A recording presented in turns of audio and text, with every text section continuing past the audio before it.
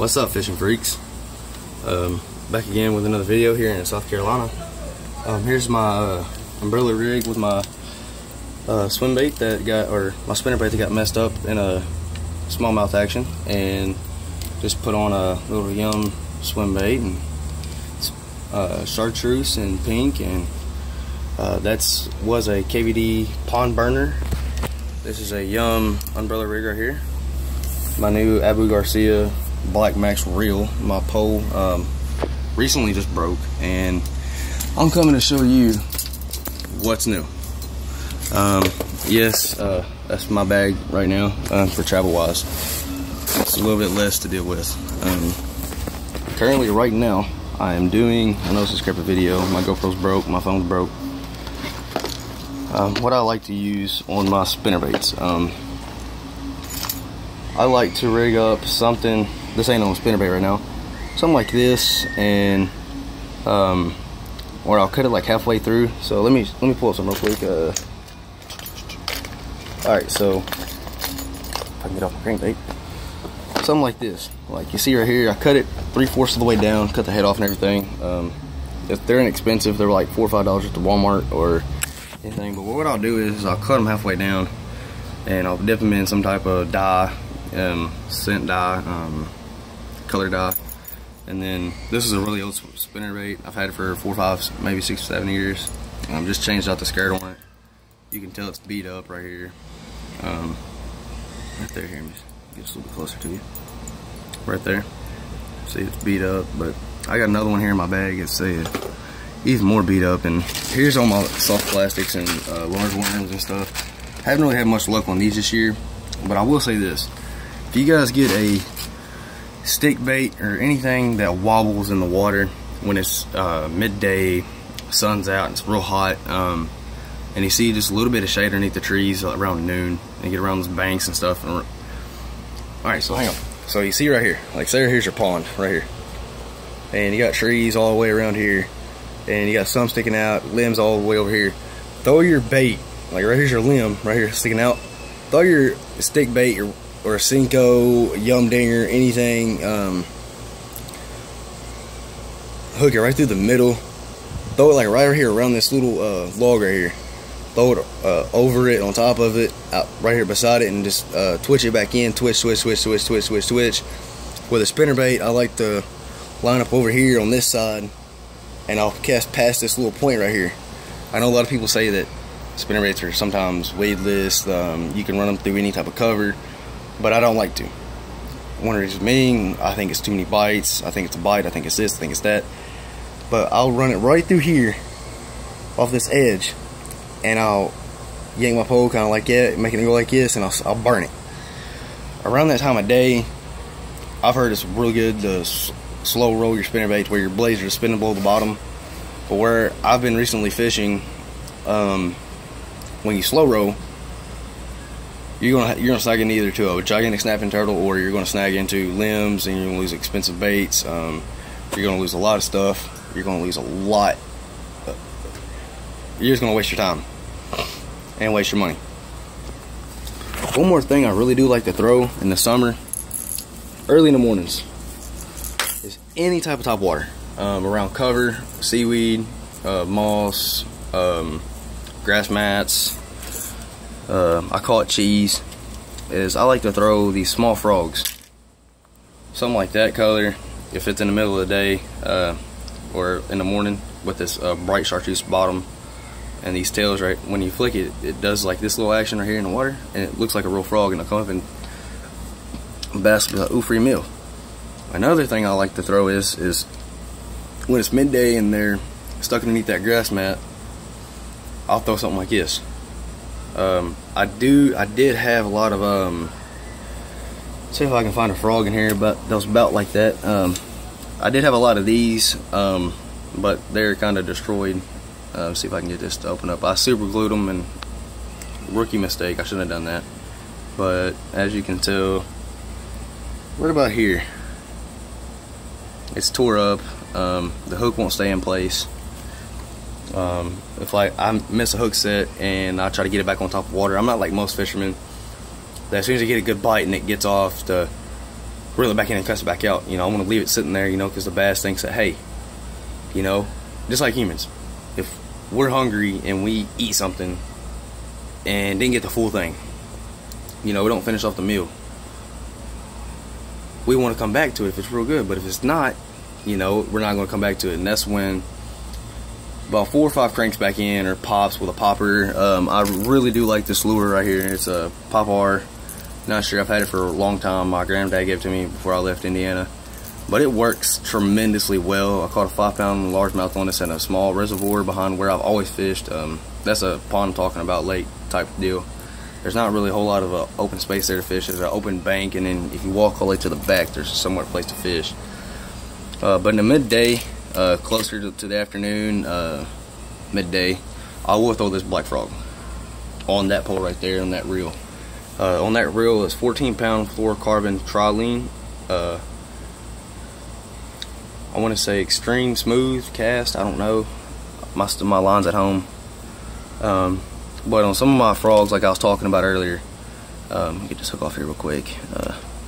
Yeah, I keep hooks and I misplace stuff all the time.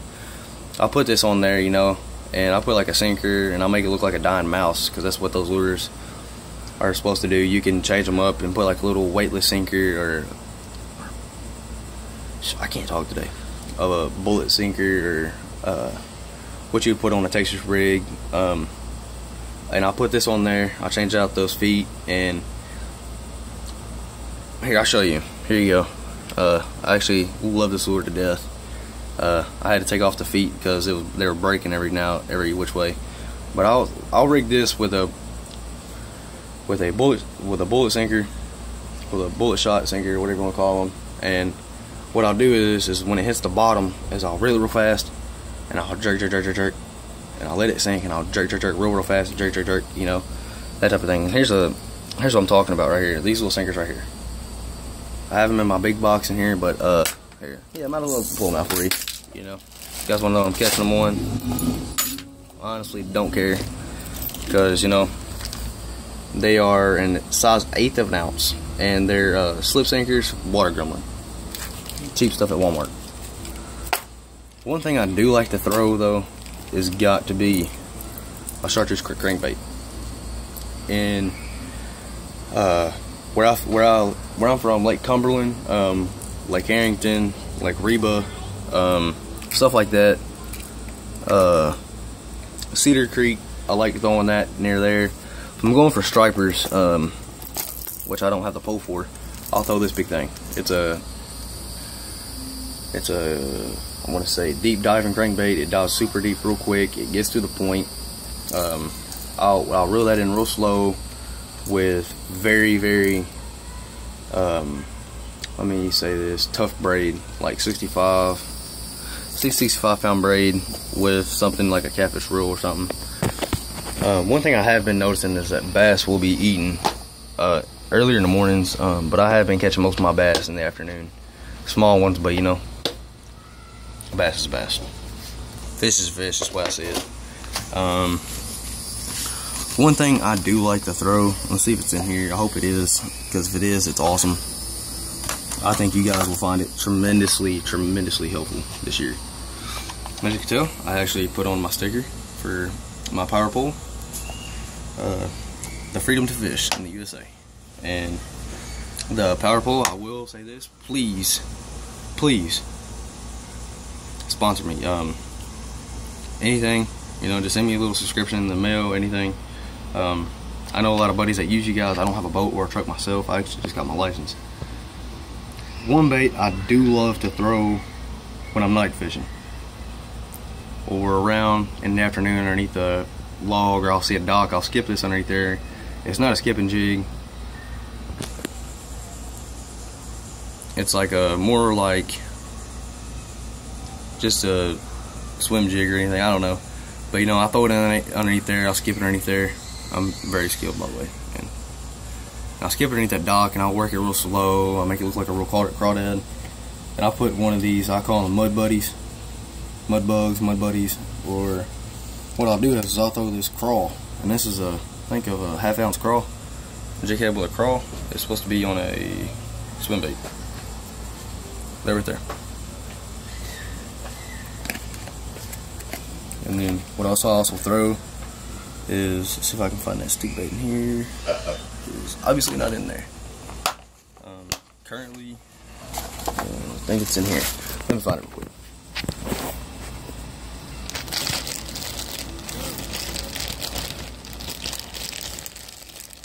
I'll throw these stick baits right here. They don't really work as good as Senkos. They're not really flexible. They're like a yum dinger. They're not very useful.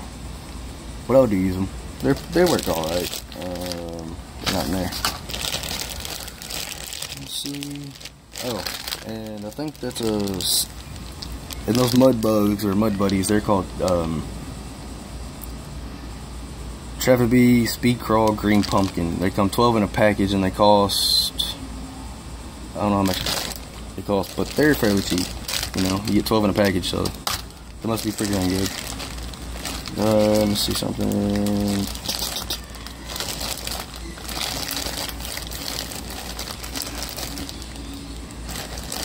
I think it's the longest video I've made in a long time, I believe. Let's see if one of them's in here. Yes, one of them is in the package that I keep with my pond set.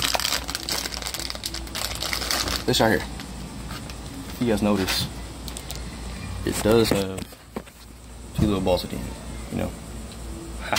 Two little balls. And what that'll do is it'll wobble like that down in the water, sinking, sinking, sinking. And when you twitch it, it does like that. Bam, bam, bam. You know, and I'll rig that up with a weedless hook, weightless, and I'll cast it out there near weeds, near that log I was demonstrating over here on this class table. Wasn't a very good demonstration, but it was something. So I'm gonna give you guys an idea what to throw. One thing I have been noticing a lot of YouTubers throwing is a long 10-inch worm. This is a power bait worm. It works tremendously, I think. Anything oversized. And let me just show you the length of this thing. Now, I've got pretty big hands. I've got a 7.5 inch hand. And that's a 10-inch worm. And that's pretty long. That's up to my middle finger right there. And that's come down to my green bracelet. That's my Donate Life bracelet that you can donate your organs or anything. You know, I very highly suggest that, because a lot of people in this world need organs that you really don't need at this moment. And we all need our organs, but you know, some people need them more. You just gotta think about their kids and their family and what they would do for you, you know, type deal. What else I like to throw? I like to throw these little leeches. My cousin gave these to me for my birthday. He won't tell me where he got them from. They work really freaking well. Throw them any time of day on the bottom. Best destroy them. I think I only got like 2 or 3 left. I don't like throwing them though. It's a waste of my time. I don't catch really big ones. I like throwing oversized lizards, 10-inch lizards. I got 9-inch brown ones in there too, same size as those black worms I showed you. That was a Pirate Plate black 10-inch worm, ribbon tail. But that's generally my arsenal.